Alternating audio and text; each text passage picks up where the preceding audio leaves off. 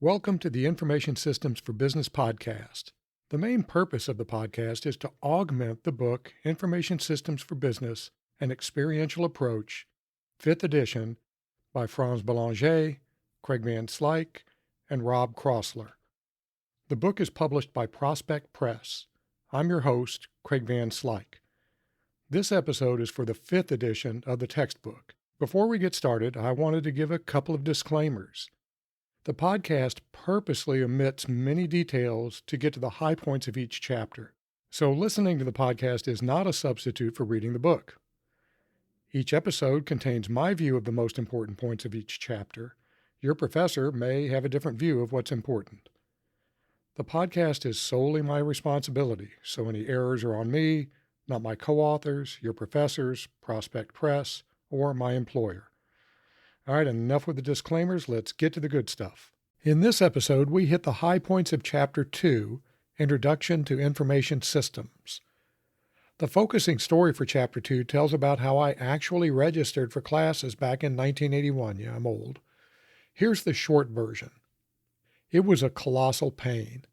We had to drive to campus, stand in line, wait, watch overhead projectors with transparencies, not PowerPoint, panic as classes get closed. Well, some things are the same now. Wait some more, and then wait again, and finally, hopefully, get registered. Trust me, it's much better now. The really interesting thing is that even though it's much more efficient now, many of the processes and rules governing registration are still the same. How they get done is what's different. Information systems are going to be a major part of your life, regardless of your major and eventual profession. There's just no way to escape them. So you should have some basic understanding of what information systems are and how they work. That's really the point of the whole book. So this chapter, along with Chapter 1, lay out the foundation for understanding how the material in the book fits together. It does this by explaining a bit about systems and how they function. After the focusing story, the chapter introduces the concept of systems. A system is a set of interacting components that work together to accomplish some goal by taking inputs and processing them to produce outputs. Of course, there's a whole lot more to systems, but that's the big picture. It's a bunch of pieces working together to change inputs into outputs to achieve some goal. A video game system is a good example.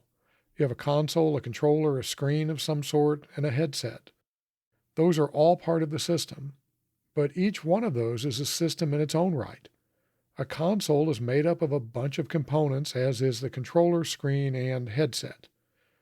When systems are components of other systems, we call them subsystems. There's a lot more to this, so be sure to read the chapter. Yeah, I know, I'm going to nag you about this a lot. An information system is a particular kind of system that's directed towards dealing with information collection, manipulation, storage, organization, retrieval, and communication. Although information systems do not have to involve computers, that's our focus here. Information systems include 5 basic operations, which we call the information processing cycle.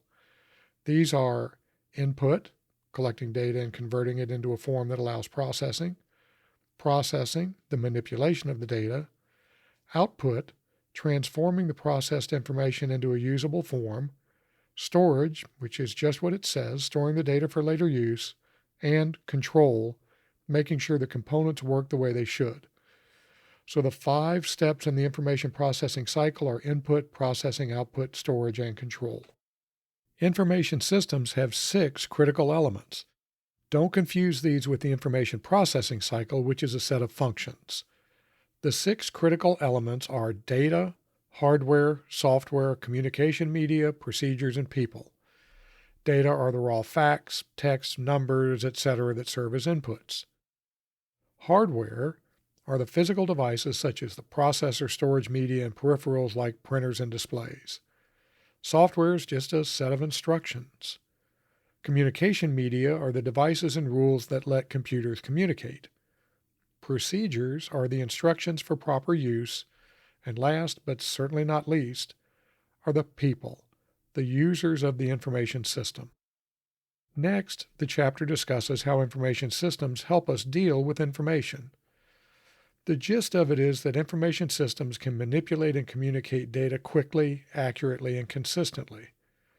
Information systems also let us retrieve and output information in lots of different forms, such as spreadsheets, documents, and visuals, among lots and lots of others. The chapter also discusses how information systems can facilitate change through process improvements, automation, increased control, and improved information flow. To an extent, these all come together in something called robotic process automation, or RPA. RPA uses software robots, they're not physical robots, they're software robots, to mimic the ways in which humans interact with information systems. Intelligent process automation, IPA, takes this a step further through the use of AI. The chapter wraps up by describing some common types of information systems. Here are the main points made in Chapter 2. Information systems, being systems, consist of different components working together to achieve some goal by converting inputs into outputs.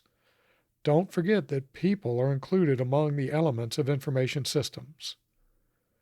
Information systems are useful because they collect, process, store, and output information really, really well. Information systems can help managers bring about organizational change. This happens in a variety of ways. Common information systems vary in their reach, which ranges from personal applications used by individuals to global systems used by many different organizations across the world. We'll talk about many of these throughout the book. Of course, I'm leaving out a lot of details here, so wait for it. Read the chapter. All right, that's it for this episode. Remember, you still need to read the chapter. I know I say that a lot, since the book has a lot more detail. Fortunately, we worked really hard to keep the chapter short and to the point, so reading shouldn't be all that bad. I will talk to you next time.